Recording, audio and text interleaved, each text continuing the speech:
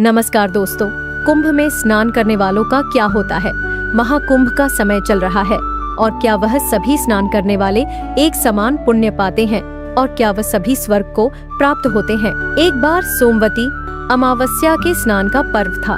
महाकुंभ के समय संगम घाट पर बड़ी भीड़ थी और भगवान शिव और पार्वती जी आकाश से गुजर रहे थे।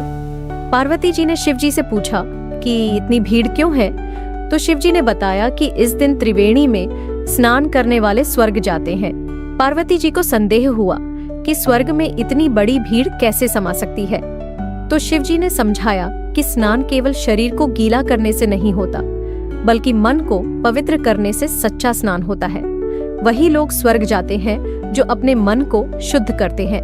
पार्वती जी ने पूछा कि कैसे पता चलेगा कि किसने केवल शरीर धोया और किसने मन को शुद्ध किया। शिव जी ने कहा कि यह उनके कार्यों से पता चलता है। फिर पार्वती जी ने आग्रह किया कि यह प्रत्यक्ष रूप से दिखाया जाए। शिव जी ने कोढ़ी का रूप धारण किया और पार्वती जी को सुंदर स्त्री बना दिया। दोनों घाट पर गए और स्नान करने वाले लोग सुंदर स्त्री को देखकर रुकने लगे। पार्वती जी ने कहा कि यह उनका पति है और वह कुंभ स्नान के लिए आए हैं, लेकिन गरीबी के कारण वह इन्हें कंधे पर लाकर थक चुकी है। लोगों की नजरें उस सुंदर स्त्री पर बिगड़ने लगीं और वे उसे साथ चलने का प्रलोभन देने लगे। पार्वती जी लज्जित हो गईं और सोचने लगी कि क्या ऐसे लोग कुंभ स्नान के लिए आते हैं। शाम को एक उदार व्यक्ति आया। उसने शिव जी को कंधे पर उठाया, उन्हें तट तक पहुंचाया और भोजन दिया। उसने पार्वती जी को बार बार नमन किया और कहा कि ऐसी पतिव्रता स्त्रियां ही धरती की असली स्तंभ हैं। अब पार्वती जी को समझ में आ गया कि केवल सच्चे दिल से स्नान करने वाले ही स्वर्ग का मार्ग पा सकते हैं। शिव जी ने कहा कि कुंभ स्नान का महात्म्य सही है, लेकिन इसके साथ मन को शुद्ध करने की शर्त भी है। पार्वती जी समझ गईं कि लोग कुंभ स्नान के पुण्य फल से इसलिए वंचित हो जाते हैं क्योंकि वे केवल शरीर धोते हैं, मन नहीं शुद्ध करते। 2025 के जनवरी महीने में महाकुंभ की चर्चा चारों ओर हो रही थी, जो 13 जनवरी से प्रयागराज में शुरू हुआ था। एक बस में श्रद्धालु कुंभ स्नान के लिए जा रहे थे और उनके बीच एक वृद्ध साधु महाराज भी बैठे थे। उनके सिर पर जटाजूट थी, शरीर पर भस्म लगी थी और गले में रुद्राक्ष की माला थी। उनके चेहरे पर दिव्य तेज था, जिससे श्रद्धालुओं को उन पर विश्वास था। श्रद्धालु उनसे महाकुंभ और कुंभ के अंतर कुंभ स्नान के कारण और इसका आयोजन क्यों होता है, इसके बारे में पूछने लगे। साधु बाबा ने जवाब देते हुए कहा कि कुंभ मेला केवल एक धार्मिक आयोजन नहीं, बल्कि आत्मशुद्धि और मोक्ष प्राप्ति का महापर्व है। इसका रहस्य समुद्र मंथन से जुड़ा हुआ है, जब अमृत कलश की कुछ बूंदें 4 स्थानों पर गिरी थीं। हरिद्वार, प्रयागराज, उज्जैन और नासिक, यही 4 स्थान हैं जहां कुंभ का आयोजन होता है। कुंभ का आयोजन हर 12 साल में होता है, जबकि महाकुंभ 144 वर्षों में एक बार केवल प्रयागराज में होता है। साधु बाबा ने बताया कि समुद्र मंथन के समय लहरीषि दुर्वासा के श्राप के कारण देवी लक्ष्मी स्वर्ग से अदृश्य हो गईं और देवता श्रीहीन हो गए। जब दैत्यों ने यह खबर सुनी तो उन्होंने स्वर्ग पर आक्रमण कर दिया और देवताओं को पराजित कर स्वर्ग पर अधिकार कर लिया।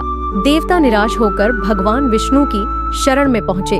भगवान विष्णु ने उन्हें धैर्य रखने की सलाह दी और कहा कि अमृत समुद्र मंथन के दौरान प्राप्त होगा। विष्णु जी की सलाह पर देवताओं ने दैत्यों से मदद ली और समुद्र मंथन शुरू किया। मंथन के बाद धन्वंतरी देव अमृत का कुंभ लेकर प्रकट हुए, लेकिन दैत्यों ने उसे छीन लिया और आपस में लड़ाई करने लगे। देवताओं के पास दैत्यों से लड़ने की शक्ति नहीं थी, इसलिए वे अमृत कलश को प्राप्त करने के लिए संघर्ष करते रहे। भगवान विष्णु से सहायता मांगनी पड़ी क्योंकि राक्षसों ने अमृत कलश छीन लिया था और आपस में युद्ध कर रहे थे।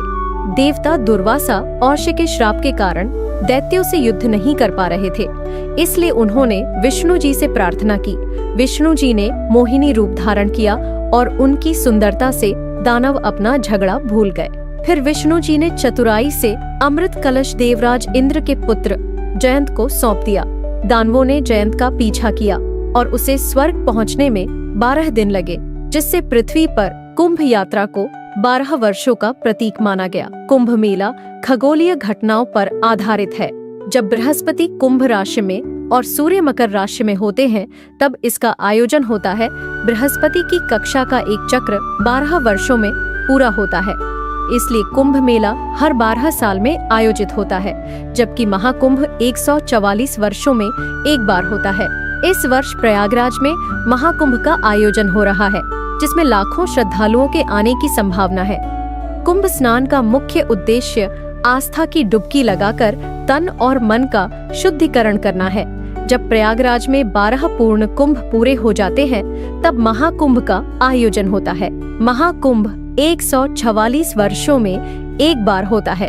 इस बार प्रयागराज में महाकुंभ 13 जनवरी से 26 फरवरी तक चलेगा और श्रद्धालु पवित्र त्रिवेणी संगम में स्नान करके पापों से मुक्ति पाते हैं। हिंदू धर्म में महाकुंभ का विशेष महत्व है, जहां गंगा जमुना और अदृश्य सरस्वती का संगम होता है। इस स्नान से मोक्ष की प्राप्ति होती है। मंदिर में पंडित जी गंगा स्नान की कथा सुना रहे थे और सरजू ध्यान से सुन रहा था।